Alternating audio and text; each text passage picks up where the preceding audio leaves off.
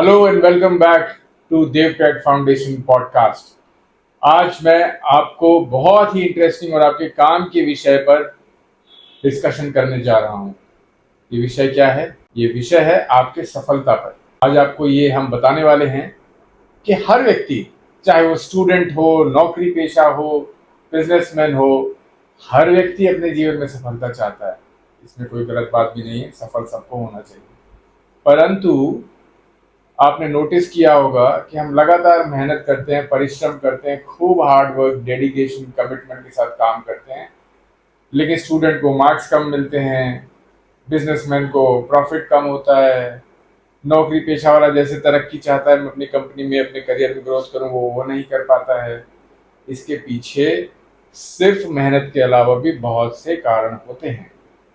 आज मैं उन कारणों के बारे में आपको अधिक जानकारी दूंगा। आज इसी विषय पर, इसी प्रॉब्लम को सॉल्व करने के लिए हम पॉडकास्ट करने जा रहे हैं, कैसे जाएं असफलता से सफलता तक।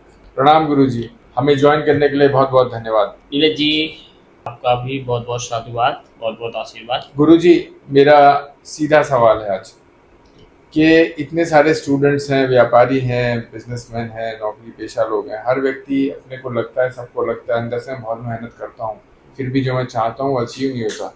स्टूडेंट बहुत मेहनत करते हैं, मार्क्स नहीं आते। बिजनेसमैन और करियर में जो लोग हैं वो जहाँ पहुँचना चाहते हैं पहुँच नहीं पाते हैं। सब कहते हैं बड़ा मेहनती हूँ, फिर भी कुछ नहीं मिलता है। इसका कारण क्या है? देखो, ऐसा है, ये बिल्कुल ठीक प्रश्न है आपका। कई बार इस पे ध्यान नहीं जाता है लोगों को, लेकिन ये बहुत महत्वपूर्ण बात है। दुनिया का हर आदमी मेहनत कर रहा है, लेकिन मेहनत करने के बाद सबको रिजल्ट चाहिए, लेकिन सबको उसके मन के अनुसार या मेहनत के अनुसार रिजल्ट नहीं मिलते हैं। दो चीज़ें होती हैं कि जैसे मेहनत, कर्म। गीता में भगवान कहते हैं, कर्मण्येवाधिकारस्ते मा फलेषु कदाचन। तुम तो कर्म करो, कर्म के लिए स्वतंत्र हो।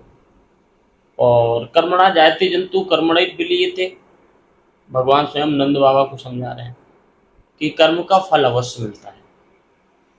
हाँ, लेकिन ये क्वेश्चन ठीक है कि कई बार एक आईएएस आईपीएस की तैयारी करने वाला, जरूरी नहीं है कि वो आईपीएस नहीं बन पाता है। एक टीचिंग की तैयारी करने वाला, जरूरी नहीं है कि वो टीचर नहीं बन पाता है। और जब वो नहीं बन पाता है तो उसे लगता है कि मेरा जो कर्म है वो व्यर्थ है। अब मैं कहता हूँ कर्म तो करिए, कर्म करना पड़ेगा, दुनिया में आए हो। लेकिन कर्म से ऊपर भी एक चीज है जिसको कहते हैं प्रारब्ध। प्रारब्ध का मतलब समझते हैं? प्रारब्ध का मतलब भाग्य, पूर्व कर्म। तो एक बच्चा जब पैदा होता है तो उसकी डेस्टिनी तैयार होती है, लेकिन अब इससे पहले उसको मतलब कहाँ से कहाँ तक जाना है, क्या करना है, ये उसकी डेस्टिनी है। लेकिन अगर कर्म का फल है तो फिर अभी पैदा होने के बाद तो कोई कर्म नहीं किया उसने। डेस्टिनी इसीलिए कहते हैं पूर्व संचित कर्म डेस्टिनी। पूर्व जन्म का जो कर्म है वही डेस्टिनी है। जिन कर्मों के कारण उसका जन्म हुआ है और आगे उसको पूरा जीवन उसके अनुसार जीना है, उसको कहते हैं प्रारब्ध। अगर किसी का प्रारब्ध कमजोर हो तो फिर उसको कहीं ना कहीं अध्यात्म से अपने आप को कनेक्ट करना चाहिए, साधना से जुड़ना चाहिए। क्योंकि कर्म कर्म की सार्थकता तब होती है जब कर्म के साथ कृपा जुड़ी हो, ईश्वर की कृपा जुड़ी हो, गुरु की कृपा जुड़ी हो, या किसी संत जनों की कृपा जुड़ी हो, अपने से बड़ों का आशीर्वाद जुड़ा हो। ये आपके कर्म को फलित करते हैं। कर्म निष्फल तब होता है जब व्यक्ति मेहनत तो अथाह करता है, लेकिन एटीट्यूड में अनादर वो सबका करता है। ईश्वर का भी कई बार लोग करते हैं। वो कहते हैं भगवान क्या करेगा, जबकि सबको पता है अगर प्रकृति के साथ आप कनेक्ट होके रहेंगे, कृपा से कनेक्ट होके रहेंगे, तो प्रकृति का तो एक नियम है। क्या आप खेत में एक दाना बोते हैं, आपने एक दाना बोया तो एक दाने से जो पेड़ अंकुरित होता है उससे कितने दाने निकलते हैं? हजारों। आपने एक बोया था तो एक का दो निकल आता। अच्छा चलो तीन ले लो, पर उससे तो मतलब हजारों दाने निकल आए, 20-50 दानों निकल आए। इसका मतलब है प्रकृति आपसे अगर 1 गुना लेती है तो आपको 20 गुना दे रही है। लेकिन वो 20 गुना प्रकृति से आप तब ले पाएंगे जब आप प्रकृति के साथ कनेक्ट हैं, मतलब ईश्वरी कृपा से जुड़े हैं, तो वो मेहनत आपकी सार्थक जरूर होगी। तो अब मेरा कहने का मतलब ये है कि अगर मेहनत करने वाला अपने रिजल्ट्स को चाहता है, अब देखिए ये हमारा जो सनातन धर्म है ना, हमारे यहाँ सनातन धर्म में इतने शास्त्र हैं, इससे ज़्यादा जिंदगी सरल करने के लिए, आसान करने के लिए, इससे ज़्यादा और सरल उपाय कहीं साधन नहीं मिलेंगे। आपको पता है, व्यक्ति को जाना है पूर्व में, पर वो भाग रहा पश्चिम में। उसको बनना था टीचर, वो बनना चाहता आईपीएस, लेकिन ये वो कैसे जाने? जब वो गलत डायरेक्शन में मेहनत करता है तो उसके रिजल्ट्स उसको सही नहीं मिल पाते हैं। जब वो सही डायरेक्शन में करता है तो रिजल्ट्स मिल जाते हैं। लेकिन वो डायरेक्शन उसको कैसे पता चले, इसके लिए हमारे यहाँ है शास्त्र। और इन शास्त्रों में भी एक शास्त्र, ऐसा शास्त्र है कि जो आपको पूरे जीवन में मार्गदर्शन करता है, और वो शास्त्र है ज्योतिष शास्त्र। जीवन में हर व्यक्ति को एक डायरेक्शन चाहिए होता है, ज्योतिष डायरेक्शन के लिए ही है।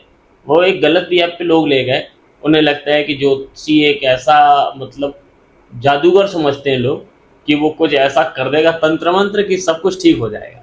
और ज्योतिष वाकई जादूगरी नहीं है, वो केवल एक मार्गदर्शन है। तो ज्योतिष में एक ऐसा मार्गदर्शन है कि ज्योतिषी आपके डेस्टिनी को देख करके, आपके हॉरोस्कोप को देख करके आपको ये बता सकता है कि आपको किस डायरेक्शन में जाना है। आप चुनाव करना आपका काम है, फिर आप सही डायरेक्शन में मेहनत करिए। फिर आप मेहनत करेंगे, मेहनत के साथ साथ ईश्वर से, बड़ों से मतलब आप कृपा के सुपात्र बनिए। आपको रिजल्ट 100% आपके मापक में मिलेंगे। आपको सफलता से कोई रोक ही नहीं सकता। फिर वो चाहे व्यापारी हो, चाहे वो विद्यार्थी हो, चाहे वो नौकरी करने वाला हो, सबको रिजल्ट्स मिलेंगे। इसके बाद प्रारब्ध को और स्ट्रांग बनाने के लिए एक और सौंदर्य देखिए हमारे सनातन धर्म का।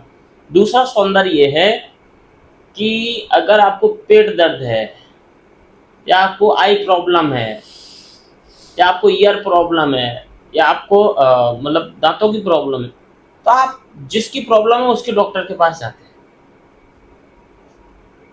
या एक झोला छाप होना अलग बात है कि वो किसी भी मर्ज की दवा देता है, लेकिन हर एक चीज का एक अलग अलग एक स्पेशलिस्ट होता है जी। ऐसे ही हमारे सनातन धर्म की एक सुंदरता है कि हमारे यहाँ देवी देवता भी हर चीज के अलग अलग स्पेशलिस्ट है, हर विभाग के। आपको शिक्षा में सफलता चाहिए, सरस्वती जी के पास जाइए। बल चाहिए, हनुमान जी की पूजा करो। तो यहाँ सरस्वती जी की पूजा करिए, और तो आपको शिक्षा में आगे बढ़ने का मौका मिलेगा। आपको अगर बुद्धि चाहिए, आप गणेश जी के पास जाइए, वो बुद्धि के प्रदाता हैं। और ऐसे ही विष्णु जी के पास, मतलब जितने भी देवता हैं वो सब अलग अलग विभाग हैं। तो आपको किस में सफलता चाहिए, आप उससे कनेक्ट करिए।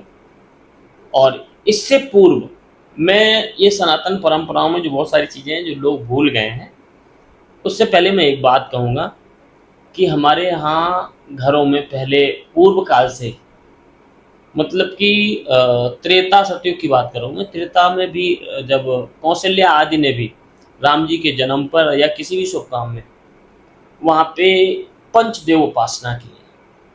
अब लोग जानते हैं पंचदेव उपासना क्या होती है। गुरुजी, पंचदेव कौन कौन से हैं और उनकी उपासना कैसे की जाए? पंचदेवों में आते हैं गणेश, दुर्गा, सूर्य, शिव, विष्णु, एक पंचदेव है।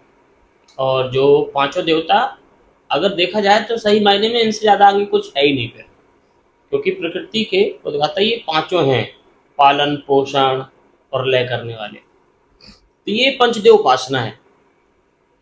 पंचदेवों में जैसे गणेश जी बुद्धि को प्रदान करने वाले हैं, शक्ति से आपको ऊर्जा मिलने वाली है, और सारे कर्मों को समर्पण भगवान नारायण में ही किया जाता है, क्योंकि वो सबको उद्गाता है।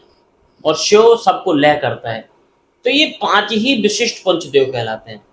अच्छा, पंचदेव क्या होता है कि कोई घर में जब पूजा करता है ना, किसी भी मूर्ति को रखता है, तो वहां चित्र का महत्व नहीं, चित्र से ज्यादा महत्व है आप कोई धातु की मूर्ति स्थापित करें। अब कई बार लोग पूछते हैं कि हमें क्या मूर्ति की प्रतिष्ठा करनी चाहिए या ऐसे ही सामान्य रख लेनी चाहिए। अगर आप सामर्थ्यवान हैं तो आपको प्रतिष्ठा अवश्य करवानी चाहिए, क्योंकि प्रतिष्ठा दो प्रकार की होती है, एक चल प्रतिष्ठा, एक अचल प्रतिष्ठा। तो वहां चल प्रतिष्ठा की जा सकती है।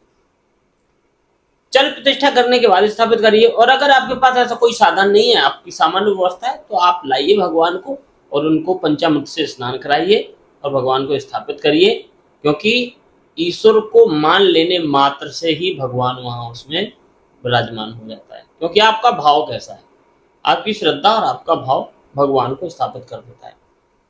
तो भाव से मान करके उनको पूजिए।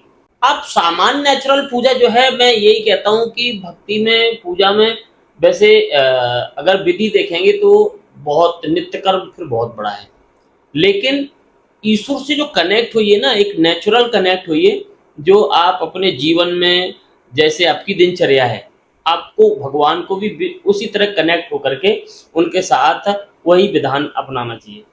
जैसे हम स्नान करते हैं, भगवान को स्नान करवाना होता है। स्नान में सबसे पहले कोई व्यक्ति सिर धोता है या पहले चरण धोता है? तो पैर धुलेगा। तो इसलिए हमारे यहाँ की एक चीज बड़ी प्रैक्टिकल है, भगवान को 4 बार जल दिया जाता है स्नान के लिए। तो उसका मतलब ये होता है पहले पैर धुलाना, फिर हाथ धुलाना, फिर मुंह धुलाना, फिर सर्वांग स्नान करवाना, और यही प्रक्रिया हम अपने साथ करते हैं। तो ऐसे ही स्नान के बाद हम वस्त्र पहनते हैं, वस्त्र उपवस्त्र, ऊर्ध्व वस्त्र और अधो वस्त्र। तो इसी प्रकार को भगवान को भी उपवस्त्र और वस्त्र पहनाए जाते हैं। इसके बाद भैया उनका अलंकार, आभूषणों से सुंदर श्रृंगार किया जाता है।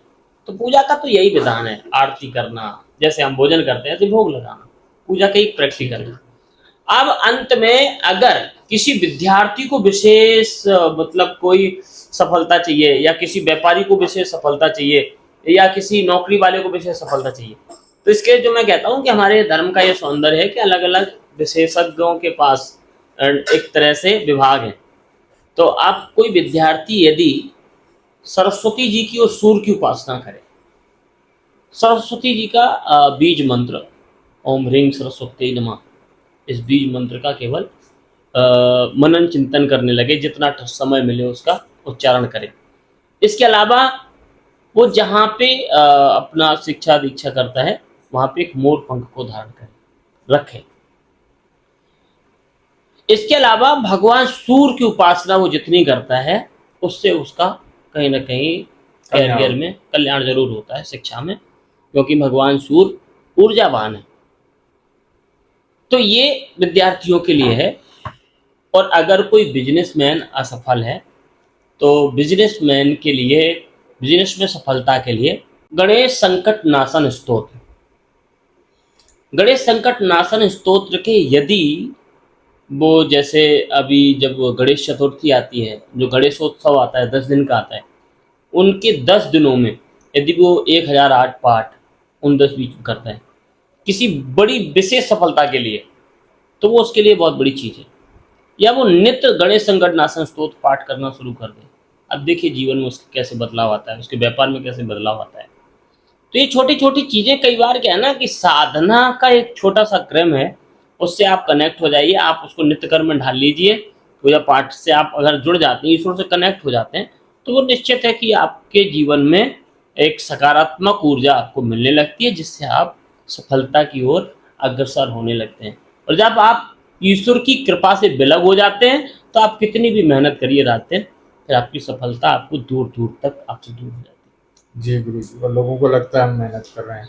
बहुत बहुत धन्यवाद गुरु जी, आपने हमारे व्यूवर्स को, जिनमें स्टूडेंट्स बहुत सारे हैं, बिजनेसमैन, सेल्फ एम्प्लॉयड लोग, जॉब करने वाले लोग, सब लोग हैं, सबके लिए बहुत ही महत्वपूर्ण जानकारी दी। अगर आप लोग गुरु जी से पर्सनली कुछ एडवाइस चाहते हैं, कोई दिशा निर्देश चाहते हैं, तो निसंकोच, बी स्ट्रेस फ्री, और हमारे नीचे दिए गए नंबर पर और ईमेल आईडी पर कांटेक्ट करें। हम आपको अवश्य इसमें सोल्यूशन देंगे। धन्यवाद।